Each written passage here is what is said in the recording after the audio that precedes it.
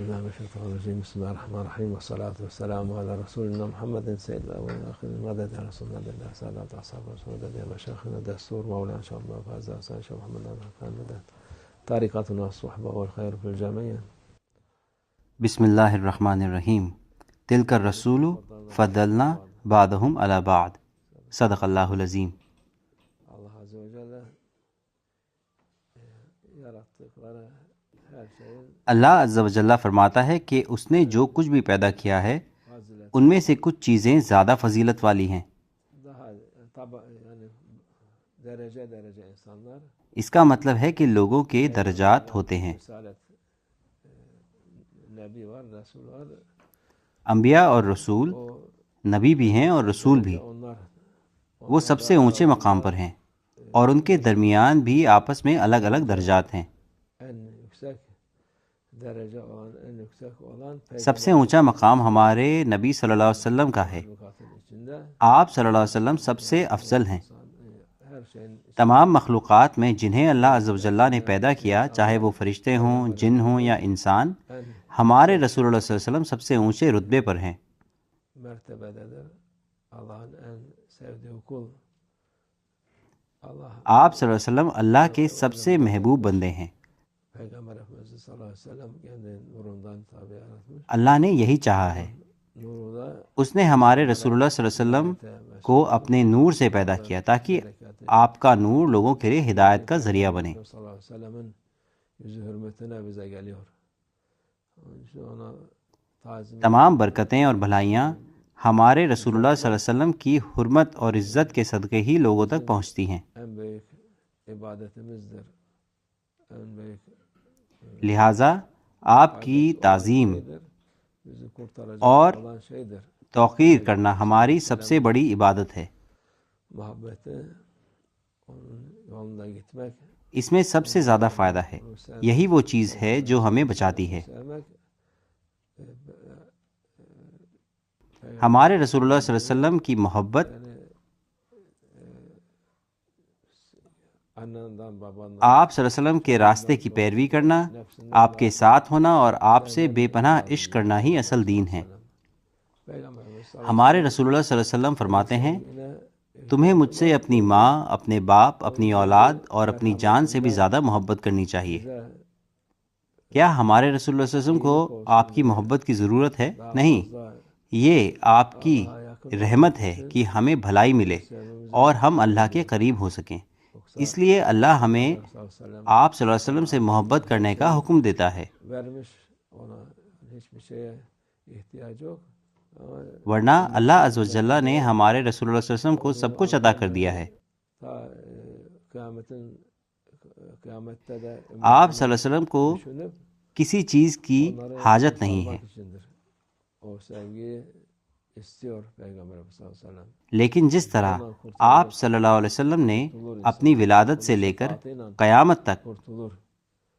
Şefaat istemeyiz diyenler امتی امتی پکارا اور اپنی امت کی فکر کی. hafızım ben, alimim ben, şuyum ben, buyum. Bu آپ صلی اللہ علیہ وسلم şeyi sakın karıştırmayın. وہ محبت اس لیے چاہتے ہیں کیونکہ آپ ہمیں بچانا چاہتے ہیں. Yapıyorsun diye اسی محبت سے لوگ نجات پائیں گے، وہ آپ کی شفاعت سے بچا لیے جائیں گے. onların جو کہتے ہیں کہ انہیں شفاعت کی ضرورت نہیں، وہ تباہ ہو جائیں گے. ameli وہ لوگ جو کہتے ہیں میں حافظ ہوں، میں عالم ہوں، میں یہ ہوں وہ ہوں، buraya رسول اللہ صلی اللہ علیہ وسلم سے اتنی زیادہ محبت نہ کریں. akıl آپ شرک کر رہے ہیں اور اسے روکتے ہیں، وہ ہلاک ہو جائیں گے. Peygamber Efendimiz ان کے پاس نجات کا کوئی راستہ نہیں، buna کیونکہ انسان اپنے اعمال کے دم پر کہیں نہیں پہنچ سکتا.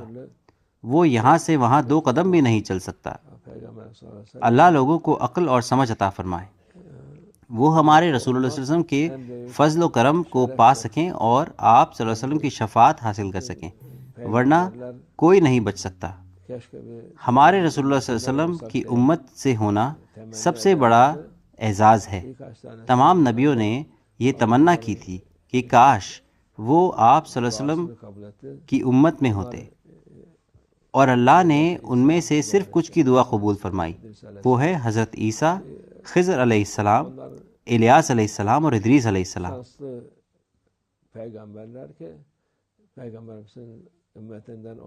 وہ خوش نصیب نبی ہیں کیونکہ وہ ہمارے رسول اللہ صلی اللہ علیہ وسلم کی امت میں شمار ہوں گے۔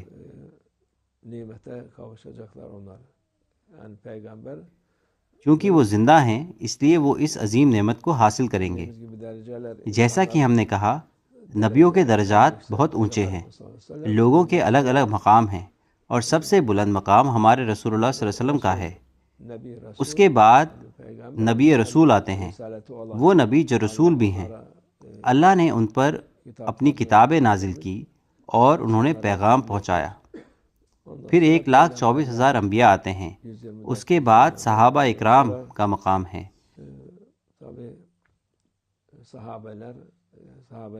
صحابہ کے بھی اپنے درجات ہیں، اسی ترتیب سے مقام اونچے ہوتے جاتے ہیں۔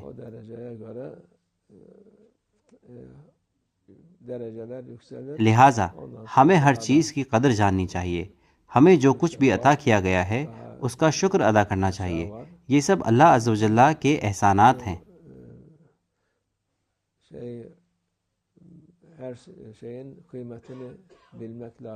ان سے محبت کرنا، ان کے ساتھ رہنا، ان کی زیارت کرنا، یہ سب ہمارے ہی فائدے کے لیے ہیں۔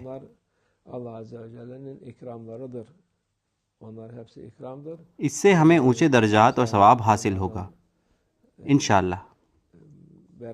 اللہ ہمیں ان سب کی شفاعت نصیب فرمائے انشاءاللہ۔ وہ ہمیں ان لوگوں میں شامل کرے جو قدردان ہیں، نہ کہ ان میں جو دھوکے میں ہیں۔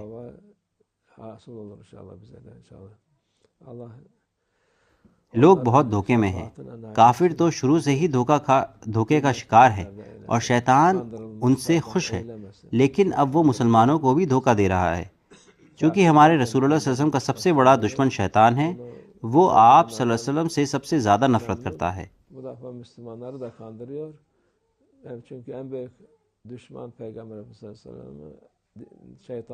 جو کوئی بھی رسول اللہ صلی اللہ علیہ وسلم سے محبت کرتا ہے، شیطان اس محبت کو مٹانے کے لیے اسے بہکاتا ہے۔ جو تم کر رہے ہو ویسا کوئی نہیں کر رہا۔ تم تو اتنے بڑے عبادت گزار ہو، تم تو حافظ ہو، تم عالم ہو، کہیں تم شرک تو نہیں کر رہے؟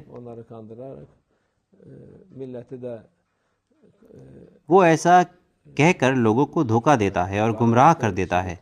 اللہ ہمیں اس کے شر سے محفوظ فرمائے، آمین۔ ومن اللہ توفیق۔ الفاتحہ۔